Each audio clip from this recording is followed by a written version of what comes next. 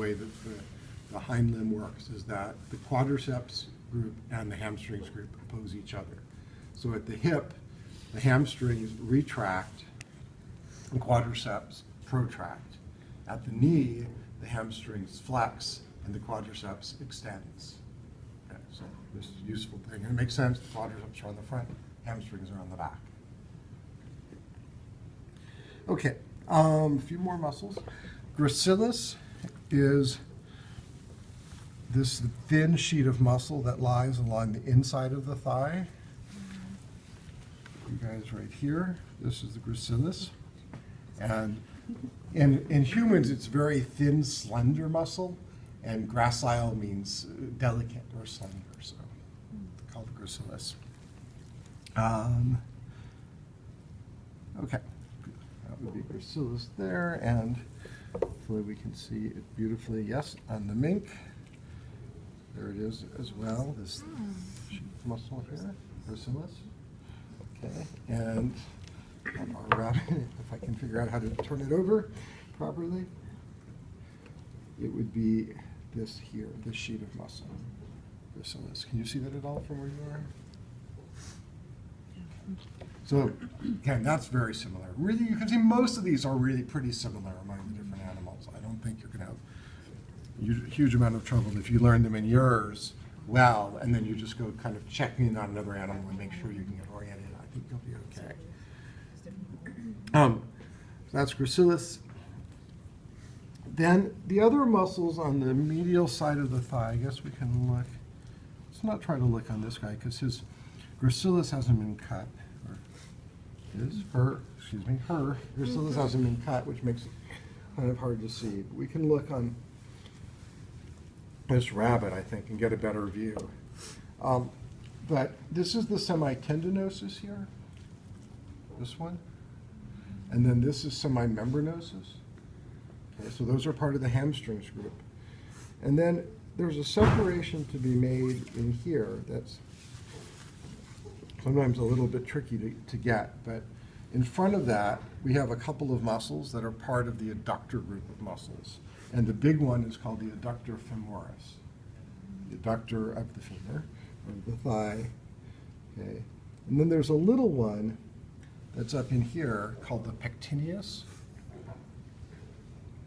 And the pectineus lies on the medial side of where all these blood vessels and nerves, the femoral artery, vein, and nerve are coming down into the leg. So this is pectineus here. Okay. There is another muscle that we can find here. I was poking at this earlier, and I could have cleaned it up a little bit better. But it's this one in here that's lateral to those blood vessels and nerves, right in there. And this is the psoas major coming down out of the trunk. You can see it's kind of popping through there, running down to the femur. This one here. And the psoas runs along the lower side of the lumbar vertebral column and pops out here to attach to the femur. And this is a muscle that carnivores love. It is called the tenderloin, like a pork tenderloin, or if you eat beef, it is called the filet mignon. But it's running along the underside of the lumbar vertebrae. And if you've ever had a T-bone steak, or looked at the T-bone steak, you haven't had to eat it, you're looking at a cross-section through the lumbar vertebrae. There's this transverse process sticking out. And below that transverse process is a little bit of fillet. That's the psoas major. Up above is the New York strip, which is the epaxial musculature, the erector spinae. Okay, so just to give you a little orientation. Okay. What's the super dark muscle right here? Super dark. Or is that not a muscle at all? I was just wondering the same thing myself. What is going on with that? That is also one of the adductor muscles. I don't know why it's so dark. That's kind of weird. But I believe that is the adductor, what's it called, these guys? Adductor, brevis. I believe that's the adductor brevis. I'm not sure about that. I have to go back and check. Because the adductors, they're a little different among the different animals. The names of like to them. But it is really remarkably differently colored. I'm not sure why that would be. Okay. Let's see. I think we can see these on the mink. It's just a little hard on the cat because they haven't been, the gracilis hasn't been cut to see this. But here on the mink, this is again semi-tendinosus coming in here. This is semi-membranosus here. And then these are the adductors in here. The pectineus is a little guy up in here, right up in here. And then laterally here, you can see coming down out of the abdominal cavity this muscle, and that's the psoas, right there. You see that? Okay. You couldn't see it at all. So right in here, that's the psoas coming down, like that. And then here's semi-tendinosus, semi-membranosus, the adductors, and the pectineus kind of hiding way up under there, right there. That tiny one under Little the tiny guy, vein. yep. Okay. So then, last but not least, we have the muscles of the shank. And so there we go. So we can try again on the rabbit since I'm here. So there's a big muscle on the back of the calf here that's it's arising from the distal end of the femur, and there's a lateral and medial head that then come together and go into the Achilles tendon. It's this muscle right here. And that would be the gastrocnemius, exactly, which literally means the belly of the shank. And lying deep to the gastrocnemius, and I kind of like the way you did this, you can see kind of if you part the heads of it, there's another muscle underneath there. And that muscle there is the soleus. And it's called that because in a human, it's very flat, and it looks like a flatfish or a sole, believe it or not. And that's this muscle here, the soleus, which is in between the two heads of the gastrocnemius, or deep to them. I think, let me see that on. I don't think, the mink, I don't think they're really quite dissected up enough yet. You can see the gastrocnemius, but you can't really see the soleus. I'm not sure about our cat. Let's take a look on the cat. Oh yeah, the cat, you can definitely see it. So here's gastrocnemius, and then this is the soleus underneath it. And both of them are going into the Achilles tendon, or calcaneal tendon, going to the calcaneus. Okay. You see that, Jackie? Okay. I'm going to show you guys over here. So here again, connected still, there's the gastrocnemius going into the Achilles tendon, and then deep to it, here is the soleus. Okay. And then on the front of the shank, the gastrocnemius and soleus, I should ask you, what do you think they're doing at the ankle joint? Flexing or extending? Flexing. Flexing, yeah. Or which movement is actually called plantar flexion in human anatomy, because you're bending towards the plantar surface or sole of the foot, even though the joint angle is kind of getting larger. But then opposing that, or an extending, or what's called dorsiflexing in human anatomy, is this big muscle that runs along the front of the shank. And that would be tibialis cranialis. And so that's the major extensor or dorsiflexor of the ankle joint. Okay. This is the muscle that takes up the shock when you land and you're running, and you kind of gradually lower your foot to the ground. And so this tends to get tears in the connective tissue, and we call those shin splints.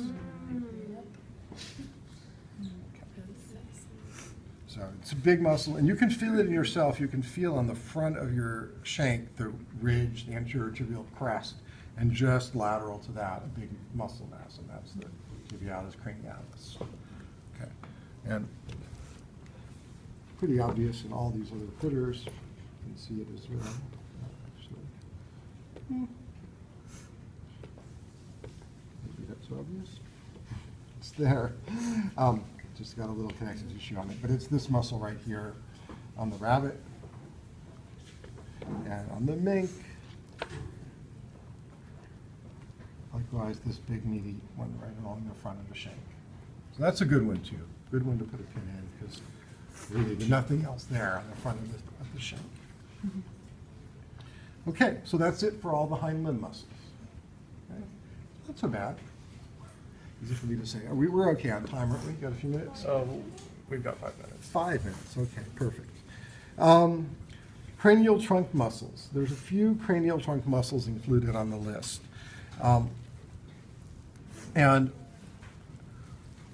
one of them, which actually, let's see if we can see it on this mink, actually shows it pretty well, is the splenius, which is just this big set of muscles on the back of the head, and they're really obvious on the mink because it's got this really elongated neck.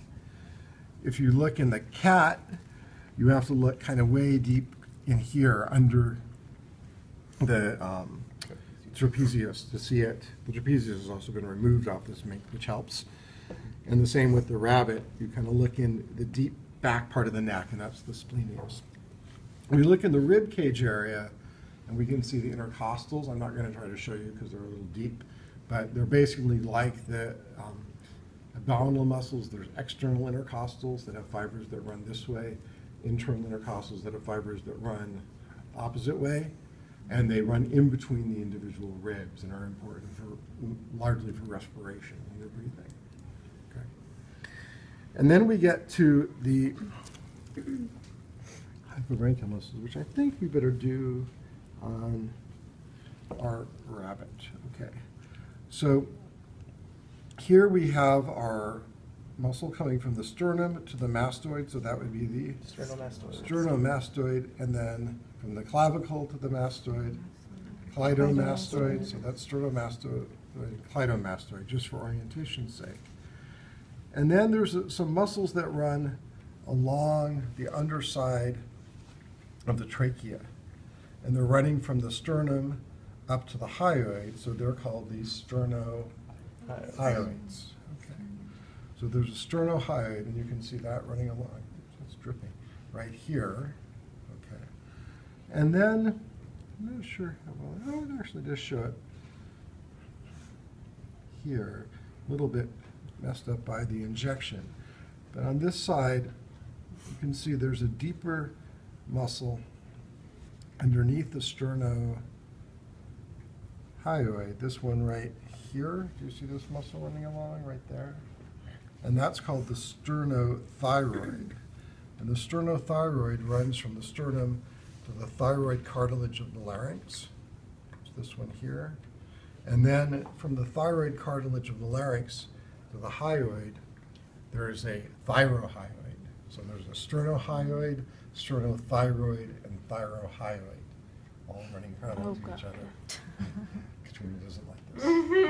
Okay. And those are all the hypobranchial muscles. Okay.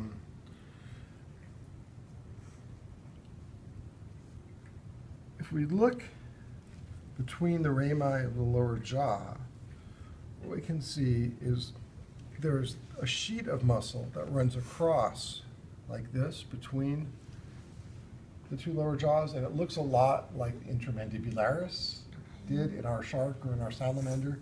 This is called the mylohyoid mammal, and it is basically homologous with the intermandibularis of a shark, the mandibular arch muscle.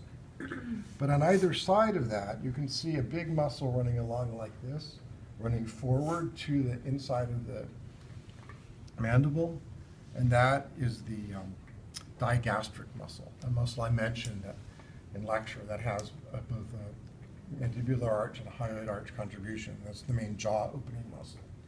And that just runs right along the inside of the rami of the lower jaw. Very prominent, obvious muscle. Okay. Gastric. And then masseter and temporalis. Okay, last but not least, sticking with the bunny while we got it here. So big thing on the cheek, big muscle, that would be the masseter. And then the temporalis is much smaller than the rabbit. Somewhere up there. It's up there somewhere. Let's see if I can actually really see it as opposed to just telling you it's probably there. Yeah, it's actually right in here where you can see a tendon of it right in there. That's the temporalis. The temporalis is much, much bigger in a carnivore. So we'll take a look in just a second here. See if we can see it. You know, if you've got it in there on the cat. No. You can see it certainly on the mink. Let's see this muscle up in here. This is all. Make sure I'm looking in the right spot. Oh yeah, it's all this in here is all temporalis in the mink. All of this muscle. This is the masseter, this little guy on the cheek.